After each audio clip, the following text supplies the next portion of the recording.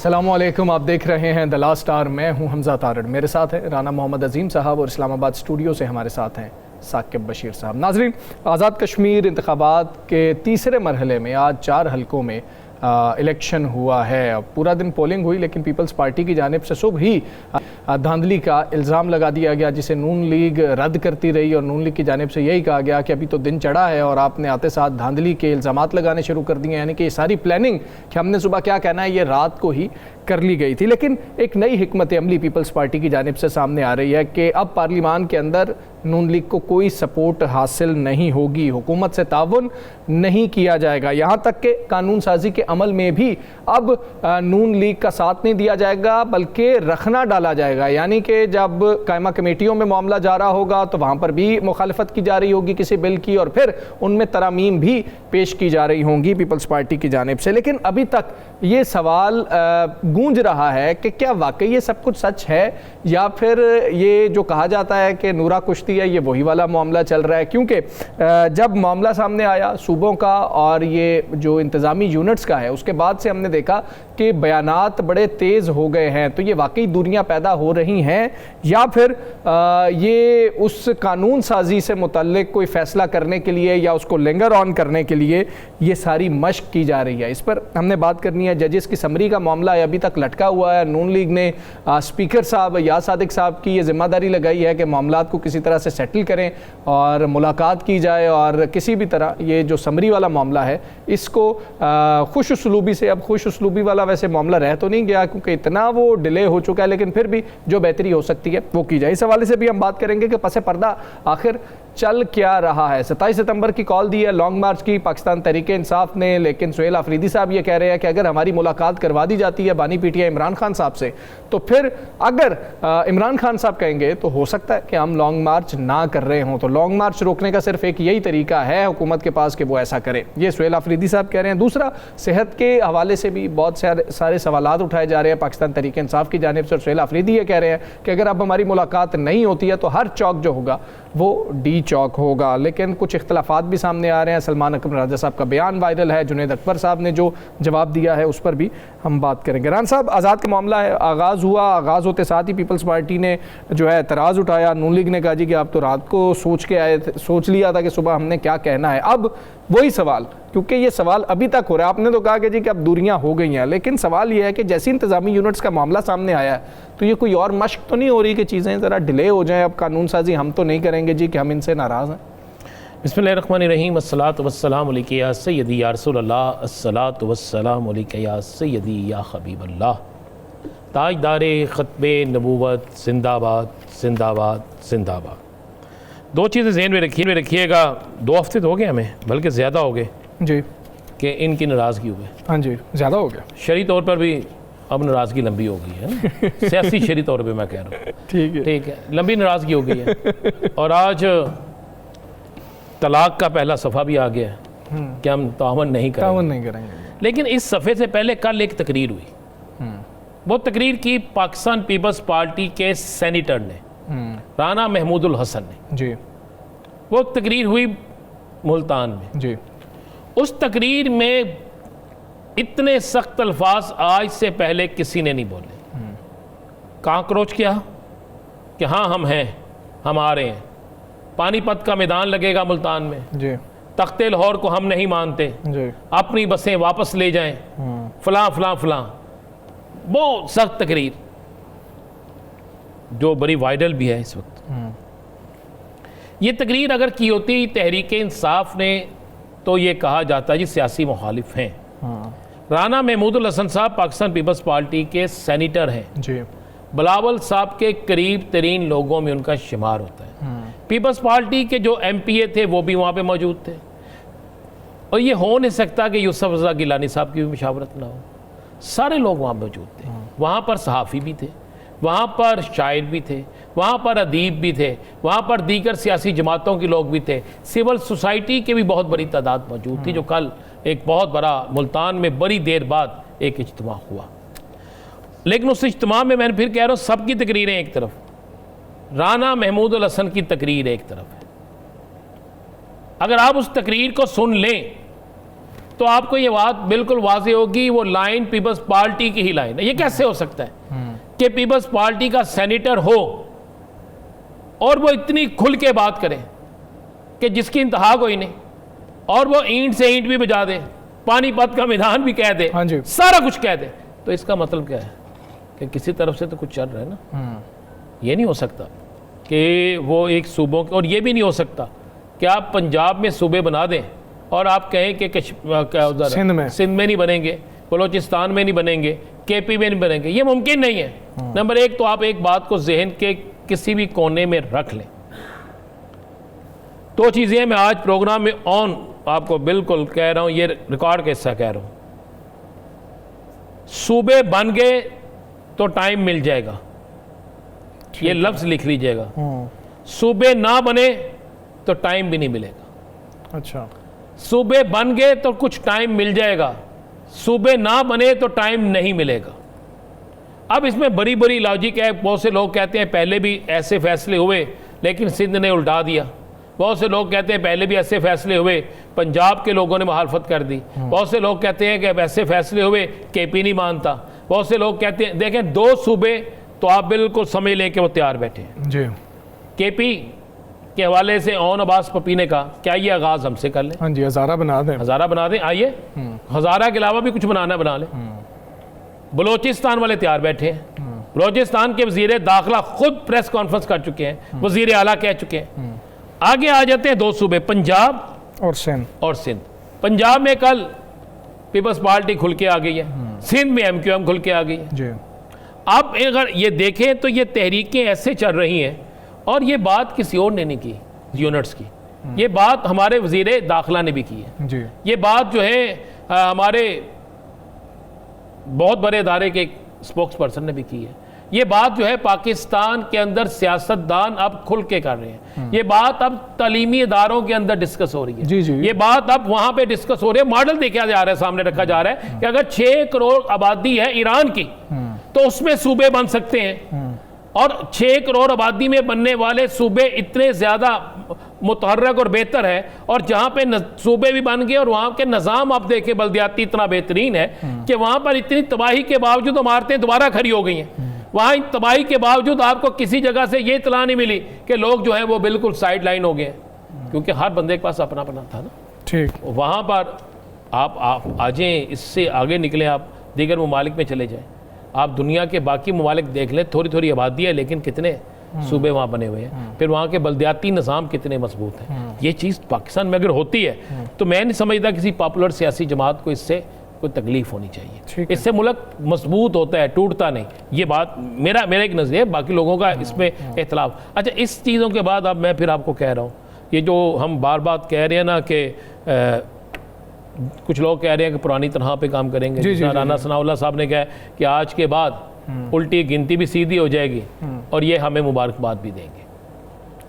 देखें, 3 वज़ीर आज़म जो हैं इस वक्त तक गैर मुसद्दक़ा ख़बरों के मुताबिक इस राउंड में हार रहे हैं। 3 वज़ीर आज़म साबिक इस वक्त तक।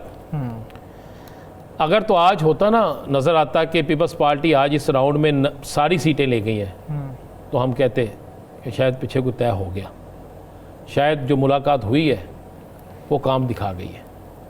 लेकिन जो चीज़ें नज़र आ रही हैं, जो आज बयान चला कि हम पार्लियामेंट के अंदर तावन नहीं करेंगे, फिर एक दिन पहले मैंने आपको कहा वो एक तकरीर है जी। अगर आप चाहते हैं तो हम सुना भी सकते हैं उसे। ये सारी चीज़ें एक चीज़ बड़ी वाज़ेह कर रही हैं कि अभी तनख्वाह पुरानी नहीं, यहाँ तो नई तनख्वाह मांग रहे हैं। ठीक है, और नई तनख्वाह के लिए नया ओहदा मांग रहे हैं। तरक्की मांगते हैं ना बंदा, नई तनख्वाह उसी वक्त मिलती है जब आपकी तरक्की हो जाती है। अब अगर आपने तरक्की लेनी है तो फिर आपको जिसकी जगह लेके आना है, क्या वो जगह खाली करने के लिए तैयार है? ये बात भी ज़हन, मेरा इशारा आप समझ लें। जी जी। अगर वो तैयार नहीं है तो फिर आप ज़हन में रखिएगा कि आज एक ठंडे मकाम पर भी बड़ी मीटिंग हो रही है। हाँ जी, आज साकिब बशीर साहब के करीब तरीन एक ठंडे मकाम पर हुकूमत साजी के लिए भी हो रही है, और पाकिस्तान की आइंदा की हिकमत अमली के लिए भी हो रही है। मैं आपको बता देता हूँ, और सूबों के हवाले से भी हो रही है कि मुझे बताया ना, सिंध में नून लीग नहीं चाहती सूबे बने। सिंध के अंदर नून लीग नहीं चाहती सूबे बने। सिंध में नहीं, पंजाब, सिंध में नहीं चाहती। सिंध के अंदर, सिंध की जो नून लीग है, अच्छा, उसका एक बयान मुझे दिखा दे सूबों के। सिंध नून लीग है जी, वो एक बशीर मेमन साहब ही है ना जी? हाँ जी वही है वो देख, आप कहते हैं गवर्नर साहब, देखें गवर्नर साहब उनके हैं, आप कहते हैं ये ना करें। नहीं, गवर्नर के लिए ही दौड़ थी वहाँ पे, हुकूमत के लिए तो कभी दौड़ नहीं रही। देखिए हुकूमत किसी दौर में बनी थी, हौसली शाह साहब एक वक्त में बने थे, लेकिन क्या पता लगता है किस वक्त किसकी कहाँ पे गवर्नमेंट बन जाए।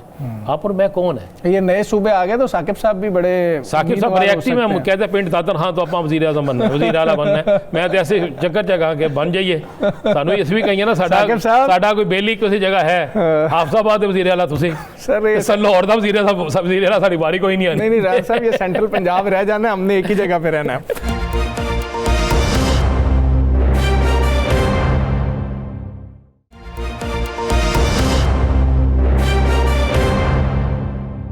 साकिब साहब, आपकी तरफ आऊँगा। ये जो सारी लड़ाई चल रही है, ये बयानात चल रहे हैं, आज पीपल्स पार्टी की जो ख़वातीन रहनुमा हैं उनकी जानिब से भी प्रेस कॉन्फ्रेंस की गई है, फिर ये जजेस की तयनाती वाला समरी वाला सवाल वहाँ पर भी हुआ था, उन्होंने भी कहा कि ये सदर साहब की मर्ज़ी है, उनका इस्तेहकाक है, उनको नहीं कुछ बेहतर लग रहा होगा तो नहीं करेंगे, जब बेहतर लगेगा तो वो कर देंगे। ये पसे पर्दा चीज़ें चल क्या रही हैं?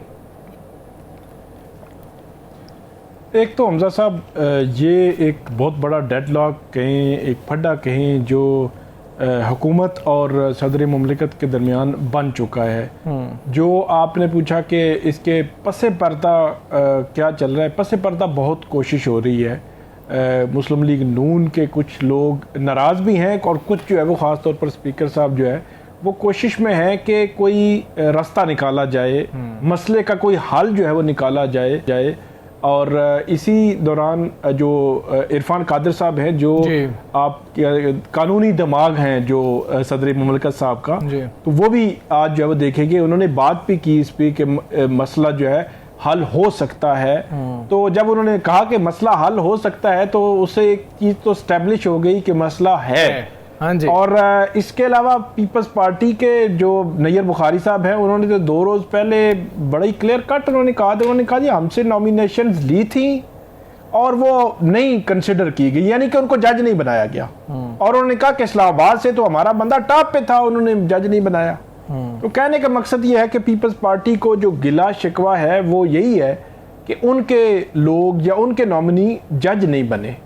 तो मेरा ये ख्याल है कि आम जो आवाम है जब इसको देखेगी कि इन्हीं पॉलिटिकल पार्टीज़ ने 26वीं तरमीम की, इन्हीं पॉलिटिकल पार्टीज़ ने 27वीं तरमीम की, और 2 बड़ी तरमीम के बाद जो हमारी अदलिया है, जो जुडिशल सिस्टम है, उसका हुलिया बिल्कुल तब्दील हो गया।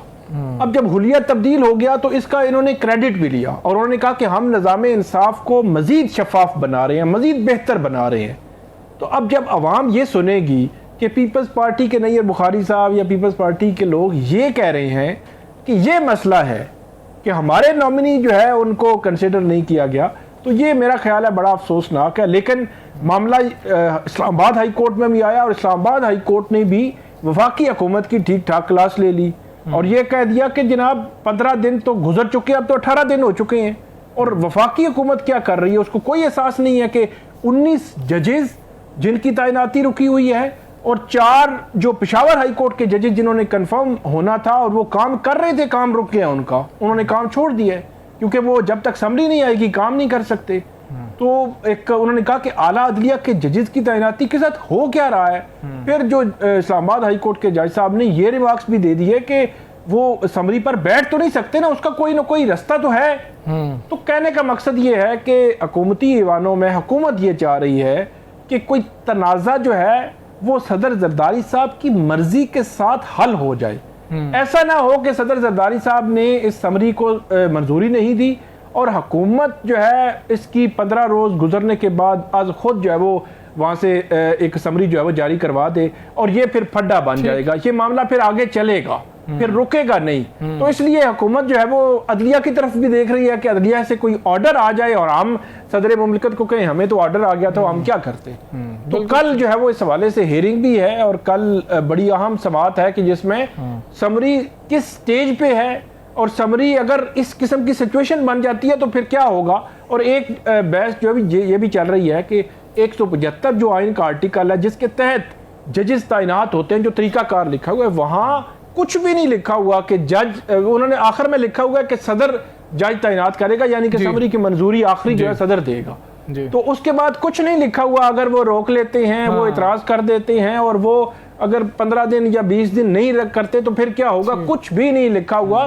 तो एक कुछ कानूनदान जो है ये भी समझ रहे हैं कि एक लकूना जो है 175 आइन का आर्टिकल, जहां जजेस की तैनाती का आर्टिकल है, उसमें एक लकूना रह गया है और शायद जो है वो जो कानूनी दिमाग है सदर मुमलिकत के साथ, उनको समझ आ गया, उन्होंने कहा चलो ठीक है फिर इस तरह तो इस तरह ही सही। बिल्कुल ठीक हो गया। अच्छा राना साहब, हम पंजाब में कुछ केस नहीं आए, उन पर हम बात कर रहे थे, जो पुलिस के कुछ केसेस थे, वो 2 ख़वातीन वाला मामला भी हमने उठाया सारा कुछ। सिंध हुकूमत को जो है एक चैलेंज का सामना है और सिंध पुलिस को इस चैलेंज का सामना है, ये जो मीर रज़ा कत्ल केस है और ये अब उनके लिए टेस्ट केस बन चुका है। पहले बिल्कुल ही तरदीद कर दी गई इस केस के हवाले से कि जी कि नहीं ये तो ख़ुदकुशी का मामला है। फिर जब दोबारा पोस्टमार्टम की बात हुई, फैमिली ने इसके ऊपर एहतजाज किया, मीडिया में ये मामला सामने आया, तो बिल्कुल चीज़ें मुख्तलिफ होगी। आज हुकूमत का रवैया हमने यकसर तब्दील होता देखा है। क्या कहेंगे आप इस पर कि इतनी बड़ी कोताही हो जाना, ये नेगलिजेंस है, क्या है ये?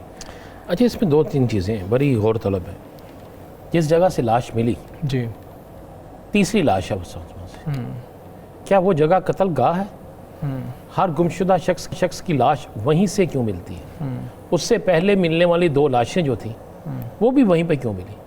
क्या वो कोई ऐसा एरिया है जहाँ पर किसी को मार के फेंका जाता है, या वो कोई ऐसा एरिया है जहाँ ले जाकर मारा जाता है? नंबर 1। नंबर 2, सारे सीसीटीवी कैमरे जो हैं वो काम क्यों नहीं कर रहे थे? आपने 2 सीसीटीवी तो दे दी कि वो गया घर के अंदर, निकला, पिस्टल भी दिखा दिया, चीज़ें भी दिखा दी, लेकिन उसके बाद क्या हुआ? क्या उसके बाद पूरे सिस्टम के सीसीटीवी कैमरे बंद हो गए? क्या उसके बाद उसकी मोबाइल की लोकेशन ख़त्म हो गई? कुछ ज़रा कहते हैं कि इसमें कुछ बड़े नाम आ रहे हैं। अच्छा, उन बड़े नामों को बचा, देखें बड़े नाम हमेशा ही बच जाते हैं। ये हो नहीं सकता कि बड़े नाम ना बचे, ये हो नहीं सकता। लेकिन इसमें जो खूबसूरत चीज़ हुई है ना, मैंने ख्वाजा आसिफ का ट्वीट है, शाबाश दी है। अच्छा, ऐसा ही ट्वीट अगर ख्वाजा आसिफ साहब का बाकी शहरों में भी, किसी और जगह भी होने वाले वाक़यात पे आ जाता तो क्या कमाल होता। ऐसे ट्वीट जो है बाकी चीज़ों पे भी आ जाता तो क्या कमाल होता। सोचने वाला, सुनने वाला, कहने वाला चीज़ ये है कि आखिरकार इसको छुपाया क्यों जा रहा था? आखिरकार इन सारी चीज़ों के पीछे क्यों डाला जा रहा था? इस पर्दा जो है इसमें किसके लिए था? एक शख्स है, उसका मर्डर होता है, उसका जुर्म यह है कि वो पाकिस्तान से बाहर जाकर अपना हुनर दिखा सकता था। बेहतरीन आदमी था, उसके बहुत से साथी पाकिस्तान से बाहर जा चुके थे जी। उन्होंने अपनी इस काबिलियत को मुल्क से बाहर आजमाने की कोशिश की। वो बड़ी बड़ी अच्छी जगहों पे है। इसने पाकिस्तान में रहना किया, इसने इस मुल्क के लिए रहना किया और आज वो चीज़ें निकल आई हैं। लेकिन ठीक, मुझे नहीं यकीन कि इंसाफ हो जाएगा।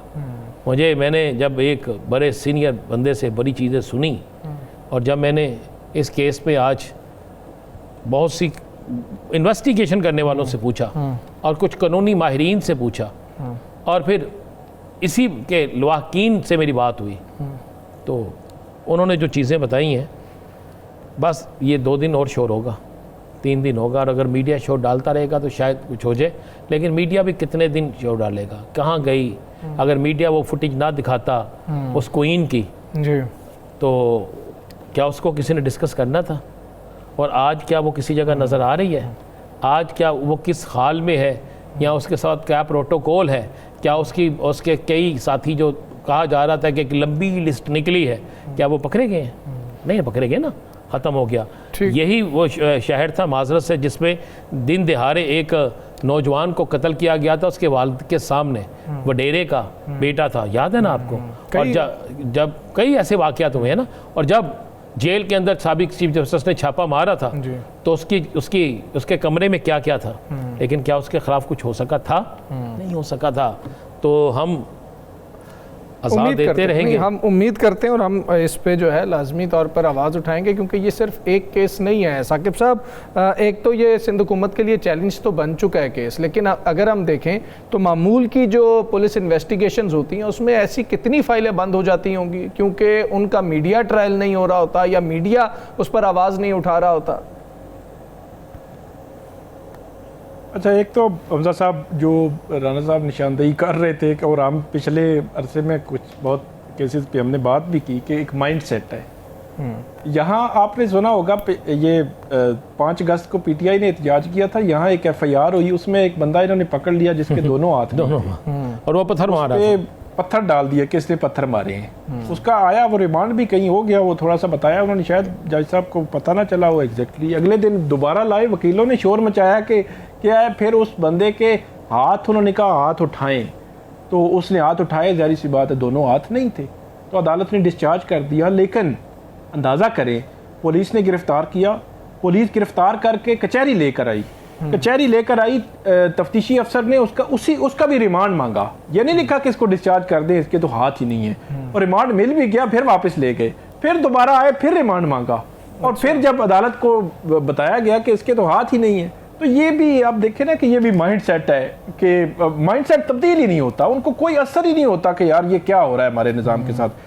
जहाँ तक ये मीर रज़ा अली केस है, ये भी सिंध पुलिस के लिए बहुत बड़ा एक टेस्ट केस बन चुका है। इन्वेस्टिगेशन पे बहुत बड़े सवालात हैं, और इसमें सबसे जो खौफनाक जो सवाल है वो कि जो कराची पुलिस है वो उसकी फैमिली को ये कहती रही कि आप मान जाएं कि ये खुदकुशी हुई है, मान जाएं खुदकुशी, उनको मतलब इस पे कन्विंस करने की कोशिश की जाती रही, और जो रिपोर्ट्स आती रही इनिशली उनसे ये तासुर देने की कोशिश होती रही कि वो जी खुदकुशी है। ये इन्वेस्टिगेशन पर तो सवालिया निशान लग चुका हुआ है। यहाँ पर हम ब्रेक लेंगे जी, ब्रेक के बाद वापस आते हैं, स्टे विद अस।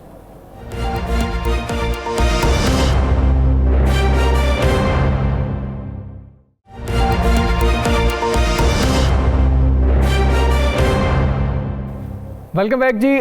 27 सितंबर के लॉन्ग मार्च का ऐलान किया है पाकिस्तान तहरीक-ए-इंसाफ ने, और वज़ीर आला खैबर पख्तूनख्वा सुहेल आफरीदी साहब भी इस हवाले से कह रहे हैं कि अगर हमारी बानी पीटीआई इमरान खान साहब से मुलाकात हो जाती है, करवा दी जाती है, तो फिर जो बानी पीटीआई फैसला करेंगे, जो हमें कहेंगे, हो सकता है कि फिर हम लॉन्ग मार्च ना करें अगर बानी पीटीआई हमें ये कह देंगे। साथ ही गारंटी के हवाले से भी बातचीत हो रही है कि अगर बहनों की मुलाकात करवा दी जाए तो कुछ सियासी बातचीत नहीं होगी, और कुछ इख्तलाफात भी पार्टी के सामने आ रहे हैं। इसी हवाले से हम बात करेंगे। हमारे साथ पाकिस्तान तहरीक-ए-इंसाफ के रहनुमा शौकत यूसुफजई साहब मौजूद हैं। यूसुफजई साहब अस्सलाम वालेकुम, बहुत शुक्रिया सर आपका, आपने हमें वक्त दिया। सर पहले तो ये जो इख्तलाफात आ रहे हैं, ये जो बातें सामने आ रही हैं, सलमान अकरम राजा साहब कह रहे हैं 5.5 लाख रुपया तनख्वाह है, हमने कहा है कि सिर्फ 50,000 ही दे दें, लेकिन कोई उस पर भी तैयार नहीं है ताकि लोगों के केसेस लड़ सकें। जुनैद अकबर साहब ये कह रहे हैं कि सियासत ही नहीं आई अभी तक सलमान अकरम राजा साहब को, उनको पता ही नहीं है किस टाइम कॉल देनी है, किस टाइम नहीं देनी है। सर ये इख्तलाफात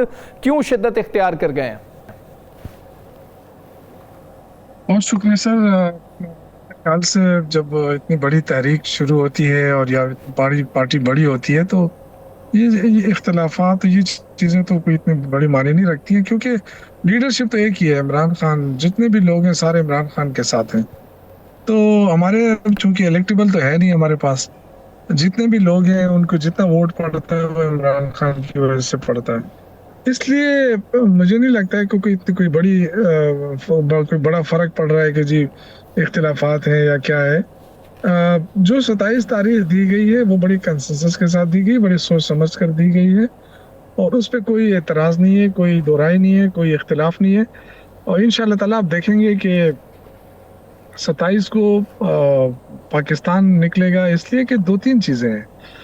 एक तो देखें ना, सबसे अहम बात तो ये कि इमरान खान को बेगुनाह 300-400 मुकदमात में उनको जेल रखा हुआ है, उनकी सुनवाई नहीं हो रही है, उनको इंसानी बुनियादी हकूक से महरूम रखा जा रहा है, और ये कि बीमार हैं और उनका इलाज नहीं हो रहा। अब बहनों को, फैमिली को मुलाकात की इजाज़त नहीं है, पार्टी के लोगों को मुलाकात की इजाज़त नहीं है, और हमने बड़ा सब्र किया। 26 नवंबर से लेके अभी तक आप देखें तो मेरे ख्याल से काफ़ी अरसा हो गया है, और इस अरसे में हुकूमत की तरफ से कोई अखलाकी जवाब भी नहीं बन रहा, कोई ऐसा वो बात भी नहीं है। और हम पे इल्ज़ाम तो ये लगता है कि ये इंतशार फैलाते हैं, ये पुरतशद्दुद मुजाहरे करते हैं। हमने आज तक ऐसी बात नहीं की। हम पुरअमन लोग हैं, सियासी स्ट्रगल कर रहे हैं, और आज भी हम इस बात पे यकीन रखते हैं कि इमरान खान की रिहाई जो है वो तो अदालत के जरिए ही होगी। लेकिन अदालतें मुकदमात नहीं सुन रही है, अदालतें फैसले नहीं कर पा रही हैं, तो इसलिए इमरान खान के केसेस भी ही पेंडिंग है, इसी तरह जो बाकी हमारे शामूद कुरैशी ठीक। साहब हैं, चीमा साहब हैं, एजाज चौधरी साहब हैं, ये सारे लोग जो हैं ये भी तो बेगुनाह पड़े हुए हैं ना। यास्मीन राशिदा साहब हैं। तो अब है ये कि स्ट्रगल इस बात की है कि रूल ऑफ लॉ हो इस मुल्क के अंदर, जमहूरियत बहाल हो और इंसानी बुनियादी हकूक बहाल हो। अब ये जो है ना, ये हुकूमत की तरफ से हमेशा अगर ये जमहूरी हुकूमत होती या अवाम के वोटों से आई होती तो ये जरूर इस बात पे तशवीश रखती कि जी इतने सारे लोग निकल रहे हैं। अब आप देखें कि हमने यूसुफ जो सईद भी साहब, कोई सर ये बताइएगा कि अभी जो सोहेल अफरीदी साहब ने अनाउंसमेंट की है, एक उन्होंने कहा है जी कल जो है वो कल तक अगर मुलाकात नहीं कराते तो हम सुप्रीम कोर्ट के बाहर धरना देंगे या बैठेंगे, एहतजाज करेंगे। अगर मज़ीद आगे चलता है तो हम अडयाला जेल के बाहर भी जाएंगे। लेकिन उसके बाद उन्होंने कहा कि थर्सडे यानी कि जुमरात के दिन, आज मंडे है, मंडे जो है वो ख़त्म हो चुका है और ट्यूसडे और वेंसडे थर्सडे 2 दिन हैं, तो उन्होंने कहा रात 10 बजे हर चौक डी चौक होगा। 27 सितंबर तो सर बहुत दूर है। तो इसका मतलब ये हुआ कि पीटीआई की तरफ से जो एहतजाज का मामला है वो अगले 72 घंटों में शुरू होने जा रहा है। अगर इमरान खान साहब तक रसाई नहीं दी जाती, मुलाकात नहीं कराई जाती फैमिली की। तो हुकूमत को सोचना चाहिए ना कि हुकूमत जो कुछ कर रही है वो क्या वो सियासी अमल है। और आप देख रहे हैं कि जब इमरान खान की आंख के हवाले से काफ़ी तशवीशनाक खबरें आ रही हैं तो इसमें कारकुन का बहुत बड़ा प्रेशर है। और क्या हुकूमत चाहती है कि पाकिस्तान निकले बाहर सड़कों पे? इनके तो हालात आपको पता है, मईशत के क्या हालात है इस वक्त। इनके बड़े बड़े दावे कहाँ चले गए, उड़ान पाकिस्तान, फिर कहा कि जी हम खुद कफील हो गए, अब IMF को खैराबाद कह रहे हैं, ये हमारा आखिरी वो है। लेकिन आपने देखा कि अमेरिका से कहते हैं 10 अरब डॉलर हमें खैराती दे दें, उधर सऊदी अरब से कह रहे हैं तेल दे दें, इधर चाइना से कह रहे हैं कि जी रीशेड्यूल कर दें। देखिए ये इसका मतलब ये कि हुकूमत झूठ बोल रही है। और इतना बड़ा टैक्स जो ये ले रही है ना, बिजली की मद में, पेट्रोलियम मसनूआत की मद में, और जो महंगाई का तूफान खड़ा किया है, अगर इतना टैक्स कोई और मुल्क लेता तो वो अपने आवाम को बेहतरीन सहूलतें फराहम करता। यहाँ तो एक रुपये का रिलीफ नहीं है आवाम के अच्छा, लिए। शुक्र यूसुफ जी साहब, शुक्र यूसुफ जी साहब, कल से हम बाज़ाब्ता एहतजाज देखें। कल आप लोग जा रहे हैं अडयाला के बाहर या पार्लियामेंट हाउस के बाहर, और अडयाला के बाहर अगर आप जा रहे हैं, अगर कल मुलाकात हो जाती है, 1% मैं कह रहा हूँ, जिसके इम्कानात हो भी सकते हैं नहीं भी हो सकते, तो फिर सूरत हाल क्या बनेगी? और अगर मुलाकात नहीं होती तो जिस तरह सोहेल अफरीदी साहब ने आज और बाकी रहनुमाओं ने बात की है, इसके बाद 14 अगस्त के बाद आप जाएंगे, क्योंकि कहा गया था 14 अगस्त को लोग बाहर निकलते हैं, हम रोड ब्लॉक नहीं करना चाहते। 14 अगस्त के बाद सब कुछ करेंगे, या 13 अगस्त की रात बनती है जुमेरात, 13 और 14 की रात बनती है चांद रात जिसे हम कहते हैं। मैं अगेन ये कहूँगा कि ये बाल जो है हुकूमत के कोर्ट में है। अगर हुकूमत चाहती है तो पुरअमन तरीके से सब कुछ मरहला तय हो सकता है। लेकिन अगर हुकूमत नहीं चाहती है, और हुकूमत इसलिए भी नहीं चाहती कि आप देख रहे हैं कि ये बीवी को एक वतीरा रहा है कि जब इनको ज़रूरत पड़ती है पाँव पड़ते हैं, लेकिन अब ये तो अब आंखें दिखा रहे हैं, उसको भी आंखें दिखा रहे हैं पीपल्स पार्टी वालों को जिन्होंने उनकी हुकूमत कायम रखी। तो इनका क्या किया जाए? अब पहले तो ये था कि PTI कहती थी कि धांधली कर रहे हैं। आज PTI नहीं है आज़ाद कश्मीर में, एक दूसरे को चोर चोर नहीं कह रहे हैं। वो कह रहे हैं आपने चोरी कर रहे हैं, वो कहते हैं आपने मैंडेट चोरी किया। जब हम कहते थे कि दोनों चोर हैं तो कहते हैं ये इनको सियासत नहीं आती है। तो भाई आप ही तो ये ज़बान इस्तेमाल कर रहे हैं ना एक दूसरे के खिलाफ। हम तो आपको वही अल्फाज बताते हैं जो आप कहते हैं, जो आप पढ़ाते हैं पूरी दुनिया को। एक कहते हैं आपने मैंडेट चोरी किया, वो कहते हैं आपने मैंडेट चोरी किया। तो बात ये है कि दोनों ने सियासत को गंदा कर दिया है। दोनों ने मिलकर, ये दोनों, पीपल्स पार्टी कह रही है हम तो हुकूमत में ही नहीं है, लेकिन मैं क्या समझता हूँ कि ये जो आज निज़ाम गिर गया है, तबाह हो गया है, और मोहसिन नकवी साहब कह रहे हैं कि कोलैप्स कर गया है, तो उसमें तो पीपल्स पार्टी भी शरीक है। पीपल्स पार्टी हमेशा जमहूरियत के दावे तो करती रही है, लेकिन जो इमरान खान के साथ जो कुछ हुआ, PTI के साथ जो कुछ हुआ, इस पे खामोशी देखें।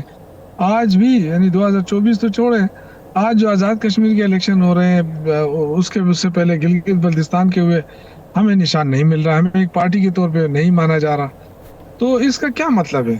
जब आप सियासी कुव्वतों को आगे नहीं आने देंगे तो दूसरी तरफ वो भी हम देख रहे हैं कि आप अमन अमान को भी नहीं कंट्रोल कर पा रहे, आप मईशत को भी नहीं कंट्रोल कर पा रहे, आपका तिजारती खसारा और दिन ब दिन बढ़ता जा रहा है। आपके जो है ना साहब, ये तो बात होगी। मैं जो पूछना चाह रहा था, जो मेरा सवाल था वो ये था कि आप फैसला कर चुके हैं या आप कल के दिन के बाद फैसला करेंगे?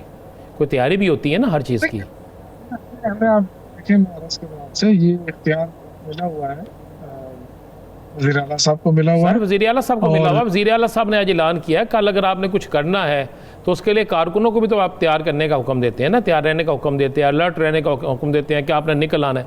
यही तो नहीं ना होना कि फौरी तौर पे आप निकल आए। अगर आपने 27 सितंबर की तारीख दी है कि हम तैयारी करना चाहते हैं, तो क्या इसके लिए भी कोई तारीख देंगे तैयारी के लिए, या कह दिया गया है कि बस तैयार हो जाए? देखिए, मेरा ख्याल ये है कि तहरीक इंसाफ में ये एक ही तो खूबी है कि हम हर वक्त तैयार रहते हैं। जिस वक्त ऐलान होता है तो हमारे पास क्या एक दो जोड़े कपड़े होते हैं और वो लेके हम चल पड़ते हैं अपने बैग में। तो हमने तो आज तक कभी इसमें कोताही नहीं की है। तो आज भी इंशाल्लाह ताला जब ये ऐलान होगा तो इंशाल्लाह तहरीक इंसाफ का वर्कर जो है ना वो बदली है। अच्छा, वैसे शौकत यूसुफ ज़ई साहब, ये कॉन्ट्रडिक्शन है। 27 सितंबर का जब हमने पूछा कि 50 रोज आगे क्यों रख दिए, तो तब सब रहनुमाओं ने कहा कि तैयारी चाहिए होती है जब इस तरह की कोई एक्टिविटी करनी होती है। अभी आप कह रहे हैं कि हम हमा वक्त तैयार हैं, हमें तो बस 2 कपड़े चाहिए होते हैं और हम निकल आते हैं। ये कॉन्ट्रडिक्शन है जी। देखिए, एक सिर्फ ये वर्कर को निकालना तो नहीं है ना, लॉजिस्टिक होती है। देखिए, आप एक कोई बड़ी तारीख है, कोई छोटी मोटी तारीख नहीं है। और हम जो 2-3 तारीखें चला चुके हैं उसमें जो हमें मुश्किलात का सामना रहा, जो कमी बेशियां रही, उस सारी चीज़ों को मद्देनजर रखकर हमें पता है कि ये सियासी लोगों को, सियासत को नहीं अलाउ कर रहे हैं। यूसुफ ज़ई साहब, बहुत शुक्रिया आपका, आपने प्रोग्राम में हमें ज्वाइन किया। यहाँ पर हम ब्रेक लेंगे, ब्रेक के बाद वापस आते हैं। Stay with us.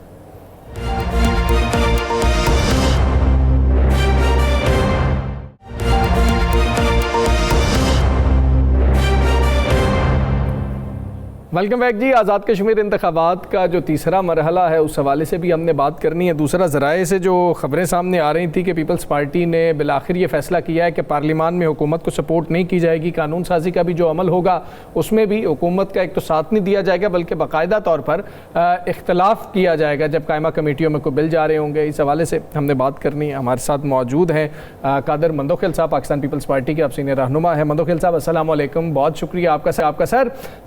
इलेक्शन पे तो बात करते हैं, लेकिन आपकी देरीना ख्वाहिश थी, जब से ये इलेक्शन हुए थे तब से आपकी यही ख्वाहिश थी, जो आज खबरें आ रही थी जो पीपल्स पार्टी ने फैसला किया है। एक तो इस फैसले के हवाले से हमें बता दें कि ये मुसद्दिका है कि पीपल्स पार्टी अब ये फैसला कर चुकी है कि जो मर्जी हो जाए पार्लियामान में हुकूमत की मुखालफत की जाएगी, साथ नहीं दिया जाएगा। बहुत शुक्रिया तारड़ साहब, बिल्कुल आपने दुरुस्त करा है कि कादर खान मंदोखिल की देरीना ख्वाहिश है, बल्कि पिछली हुकूमत पे भी ख्वाहिश थी और मैं खुल के बोलता था। लेकिन पार्टी के सत्ता पे या जो ज़राए बता रहे ऐसी तो हमारे पास कोई इतला नहीं है कि पार्टी ने फैसला किया है। यकीनन हमारी बड़े या एग्जीक्यूटिव कमेटी जो है ना जो फैसला करेगी वही आदमी होगी।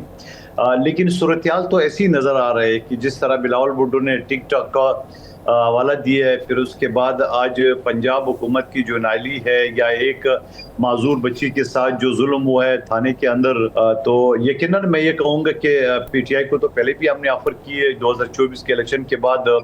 और मैं पीटीआई के दोस्त जो मेरे साथ बैठते हैं, मैं कहता हूँ कि अगर आपको वज़ीर आज़म होता, हम तो कोई सीट नहीं मांग रही थी आपसे, तो क्या ये आपको ये दिन देखना पड़ता? यकीनन नहीं।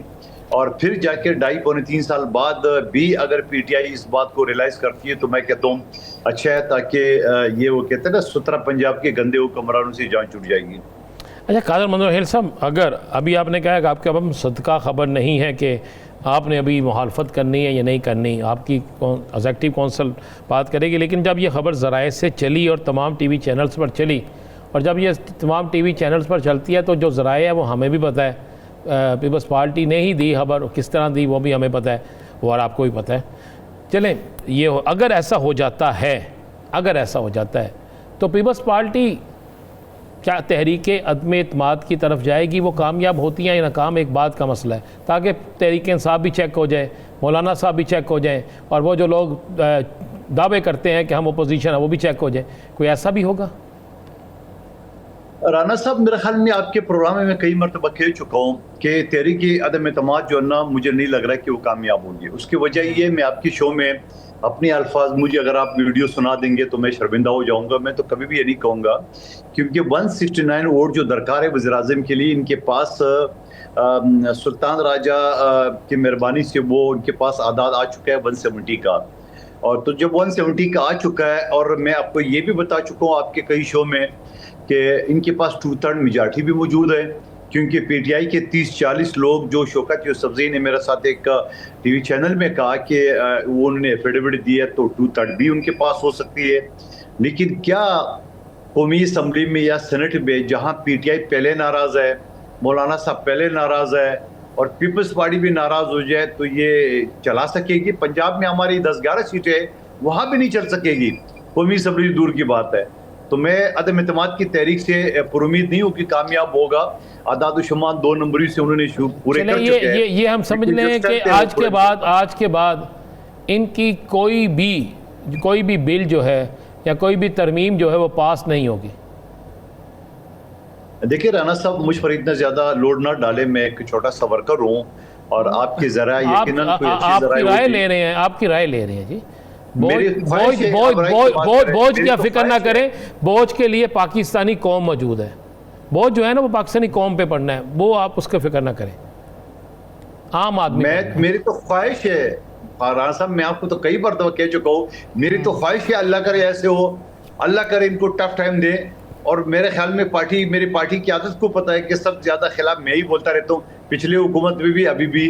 तो मेरी तो ख्वाहिश है अल्लाह करे जो आप बातें करे वो इसी तरह दुरुस्त साबित हो जाए, और कमेटी में भी वो ना करे। तो मैं ये कहूँगा कि अदम एतमाद की तहरीक का जो अदाद शुमार का गोरख धंधा है वो उनके पास है, लेकिन पीपल्स पार्टी की मुखालफत जो ना, वो इनसे अज़म नहीं होगी, ना बर्दाश्त कर सकेगा। ठीक है साकिब साहब। अच्छा, ये बताइएगा सर कि एक तो जो आपने बात की कि नंबर के हवाले से कि 169 उनके पास है और पीपल्स पार्टी के भी कुछ लोग, वैसे तो अगर अंदाज़ा लगाया जाए तो 2022 अप्रैल में भी जो आई थी अदम एतमाद, वहाँ पे भी नंबर तो इसी तरह ही चल रहा था ना, अगर मगर के साथ। लेकिन कुछ मौसमी परिंदे जो है वो, कुछ जो है वो आपका सिंध हाउस भी उसका मतलब नज़रों के सामने रहा, बहुत ज़्यादा अंडर डिस्कशन रहा, तो लोग पूरे हो ही गए थे फिर अदम एतमाद के लिए। अगर निज़ाम चाहे तो फिर क्या नहीं हो सकता। एक तो इस पे थोड़ा सा कर दीजिएगा कमेंट। दूसरा सर, जो असल मेरा सवाल है वो, सदर मुमलिकत साहब सर समरी नहीं साइन कर रहे, 19 जज इंतज़ार कर रहे हैं 22 जुलाई से कि समरी आए और हम हलफ उठाएं और काम शुरू करें। पेशावर हाई कोर्ट में 4 जज, वो जो एडिशनल जज थे, उनको कन्फर्मेशन हुई थी, उनकी समरी रुकी और वो उनका काम रुक गया है। सर पूरा निज़ाम तो सदर मुमलिकत या सदर साहब की तरफ देख रहा है, तो और हाई कोर्ट में भी मामला खुल गया है, तो ये किस तरफ पीपल्स पार्टी ये मामला किस तरफ लेके जाना चाह रही है? मेरे ख्याल में नून लीग के पास 2 नंबरी के बहुत सारे रास्ते हैं। आपको 2-4 महीने पहले याद है कि जब एक समरी सदर साहब के पास गई और दस्तखत नहीं, उससे पहले उन्होंने कहा कि वो पास हो गई, याद है आपको? ये सारा एक इशू बना था। जी। तो वैसे फिर आइन में ये भी एक ऑप्शन है कि अगर सदर साइन ना करे तो अगर दोबारा कौमी असम्बली उनको भेज दे तो फिर वो 10 दिन के बाद ऑटोमेटिकली हो जाएगी। तो इसमें इतना बड़ा इशू नहीं है, और सदर ने अगर रोकी है तो किसी वजह से रोकी होगी, तो यकीनन वो वजह भी उनको पता होगा या उनके सामने लाया जाएगा कि आखिर क्या वजह है। सदर साहब को यकीनन वो सदर है रियासत का, उनको किसी भी चीज़ पे इख्तलाफ हो सकती है, गवर्नरों को हो सकती है, तो उसमें कोई ऐसी कोई बात नहीं कि नहीं हो सकती है। दूसरी बात आपने जो कहा, थोड़ा सा मैं करेक्ट करूँ, आपने बोला कि नून लीग के साथ पीपल्स पार्टी के लोग मिले, नहीं, मैंने कहा नून लीग के साथ पीटीआई के लोग मिले हुए, और ये शौकत यूसुफज़ई ने मेरे साथ एक शो में उन्होंने ये बात कही है। दूसरी बात ये कि जो सिंध हाउस की आप बात की, मैं उसी असम्बली का हिस्सा था और सिंध हाउस में मौजूद था। सिंध हाउस में यकीनन जो पीटीआई के लोग थे, बागी लोग थे 24, वो हमें ज्वाइन किया था उन्होंने, और फिर उसके बाद आपकी मीडिया के लोगों ने, जैसा वो नूर आलम खान साहब के और बहुत सारे लोगों की इंटरव्यू भी आ गई जिन्होंने कुरान पे हल्फ लिया कि हमने 1 टका नहीं लिया है। और फिर मैं आपको ये भी बताऊं कि उसी असम्बली के अंदर मैंने खुद नूर आलम खान साहब का और आमिर लियाकत हुसैन साहब का हाथ पकड़ कर रखा, ये मैं आपको लाइव बता रहा हूँ, हाथ पकड़ के रखा वोट ना डाले, क्योंकि हमारे पास 172 दरकार थे, हमारे पास 175 MNA थे, तो इस वजह से ये मौजूद थे, मगर न इनका वोट इस्तेमाल हुआ है, न हमें जरूरत पड़ी, क्योंकि हमारी अपने हमारे पास थे। हाँ, इस बात पे नून लीग राजी नहीं हो रही थी, ये बात भी दुरुस्त है।